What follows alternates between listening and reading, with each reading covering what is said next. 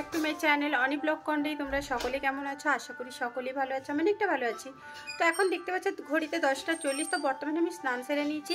তো এখন করবো পেট পুজো। তো এরপরে আমি অনেক কিছু মশলা, তারপর অনেক যেগুলো রান্না হবে সেগুলো বেটে নিব। মানে আজকে বাটা দিয়ে রান্না বান্না হবে।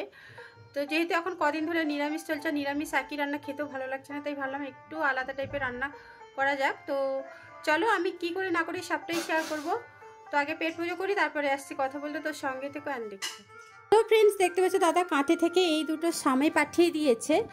তো ঈদ উপলক্ষে একজন দাদাকে দিয়ে গেছে। দাদাকে যেহেতু ভীষণ ভালোবাসে তাই দিয়ে গেছে।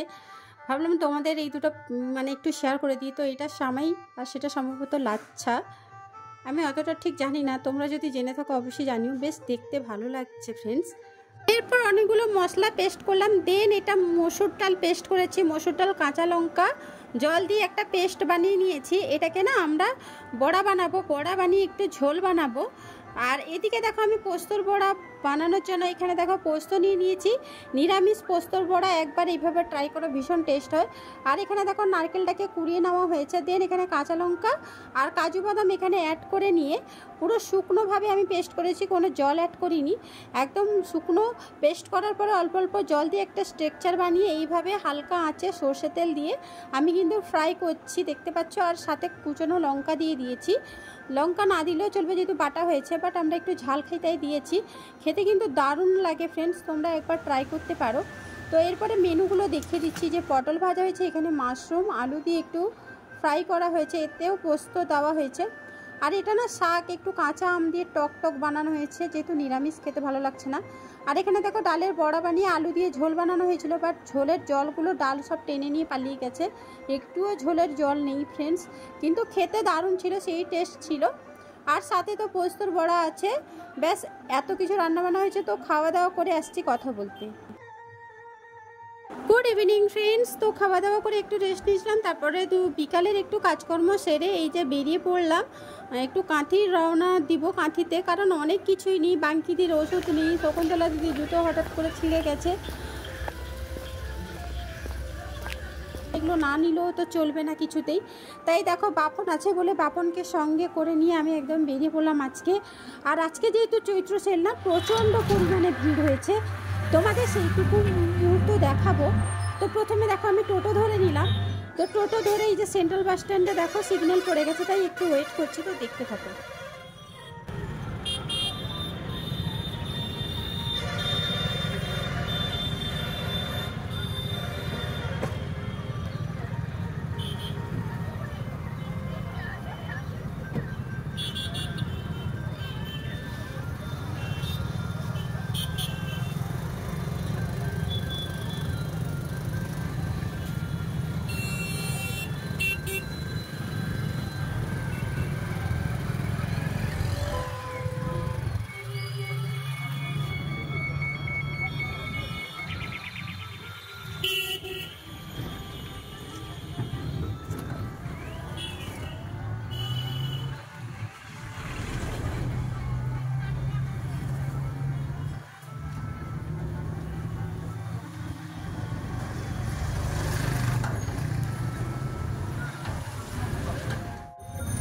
এরপর সন্ধ্যাবেলা দেখতে পাচ্ছ ভবতারিণী মায়ের মন্দির, জাস্ট দারুণ লাগছে দেখতে। ভাবলাম একটুখানি তোমাদের শেয়ার করে দিই। তো ভবতারিণী মন্দিরের সাথে সাথে বাজারের কালী মন্দিরটাও একটু দর্শন করলাম, তো সেটাও একটু দেখাচ্ছি। তো দেখতে থাকো।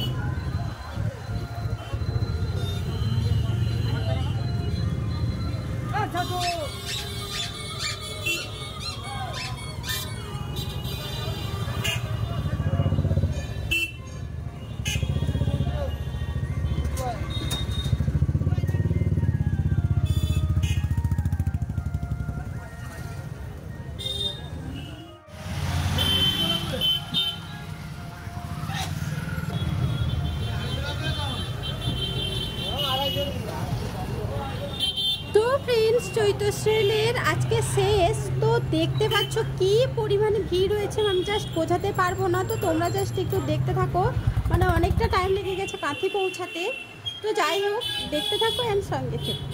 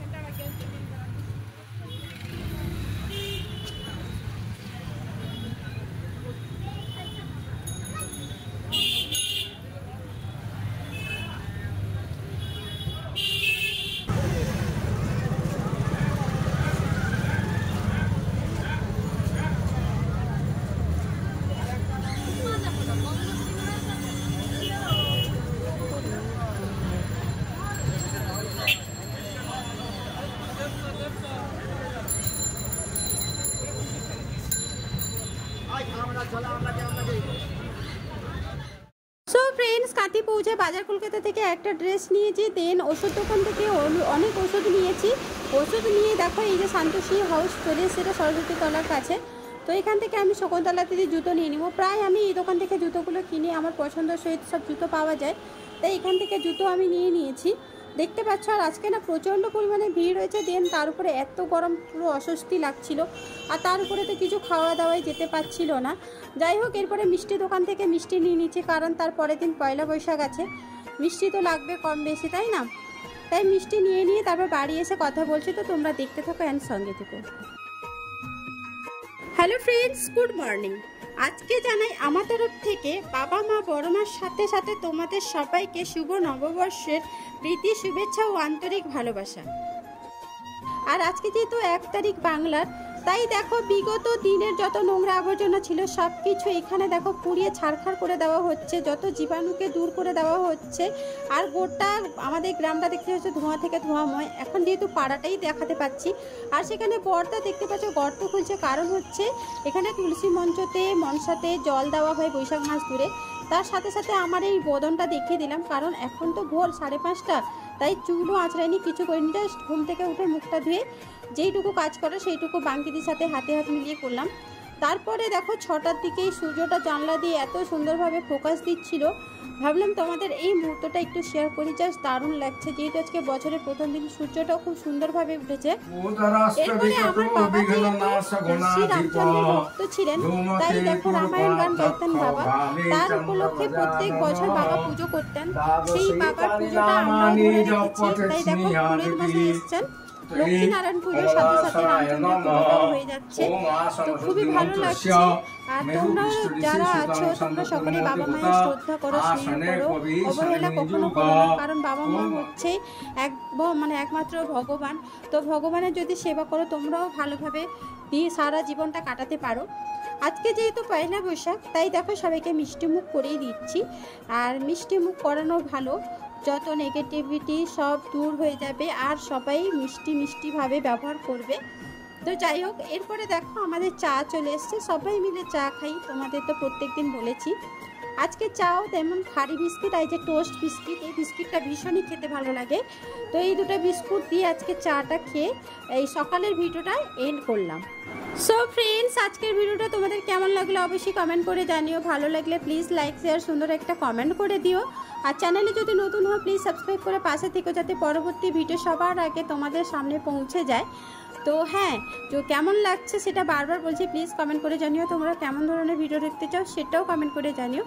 আর আজকের ভিডিওটা আমি এখানে এন্ড করলাম।